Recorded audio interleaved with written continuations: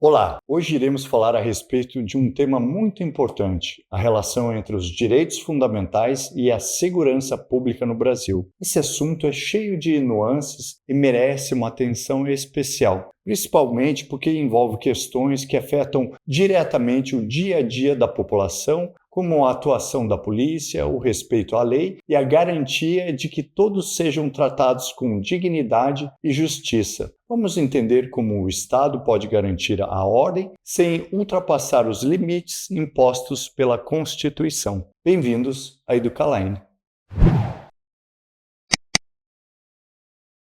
No Brasil, a segurança pública precisa andar lado a lado com os direitos fundamentais garantidos pela Constituição de 1988. O Estado tem o dever de proteger as pessoas e seus bens, mas essa proteção não pode acontecer de qualquer forma. Existe um limite que precisa ser respeitado, a dignidade da pessoa humana. Isso significa que as ações policiais e todas as medidas de combate à criminalidade precisam ser legais, proporcionais e transparentes, sem excessos ou abusos. Quando a gente fala em segurança, não estamos tratando só de ausência de crimes. Segurança também significa estar protegido contra abusos do próprio Estado. Isso inclui evitar prisões sem justificativa, abordagens violentas ou qualquer discriminação por qualquer motivo. Por isso, a Constituição garante não só o direito de viver em paz, mas também o direito de ser tratado com justiça e respeito, mesmo diante de uma acusação ou investigação criminal. Um ponto essencial aqui nessa discussão é que a pessoa investigada ou acusada de um crime tem os seus direitos garantidos até que se prove a sua culpa.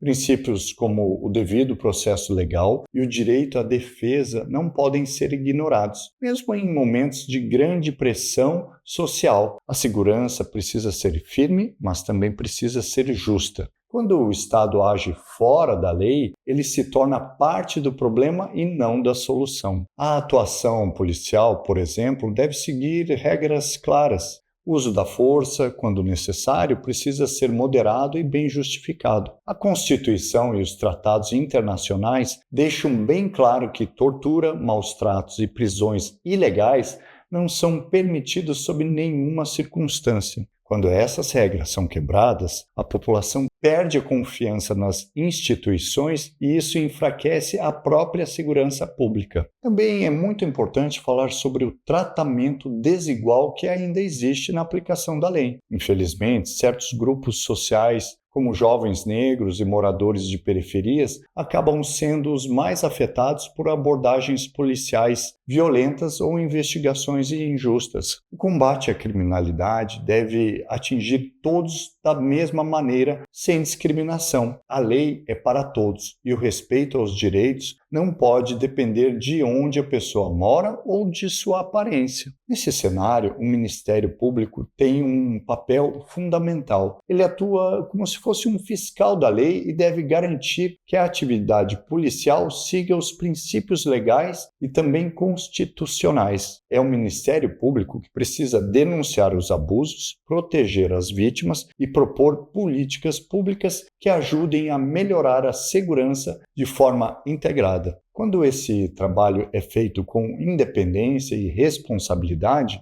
quem ganha é toda a sociedade. Além disso, os mecanismos de controle da atividade policial, como as corregedorias, ouvidorias e o próprio judiciário, precisam funcionar de verdade. Eles devem ter autonomia, acesso às informações e liberdade para investigar sem interferências. Sem isso, os abusos continuam acontecendo e a sensação de impunidade só aumenta. O fortalecimento dessas instituições é um passo essencial para que a segurança pública esteja alinhada com os valores democráticos. Outro ponto que merece atenção é o respeito ao devido processo legal. Isso significa que ninguém pode ser preso sem motivo, que todas as provas devem ser obtidas de forma legal e que os julgamentos precisam ser justos e rápidos. Quando essas garantias não são respeitadas, o risco de erros aumenta muito e a justiça deixa de cumprir o seu papel. Uma boa segurança pública começa com investigações bem feitas e processos corretos. Hoje ficamos por aqui. Obrigado e até a próxima.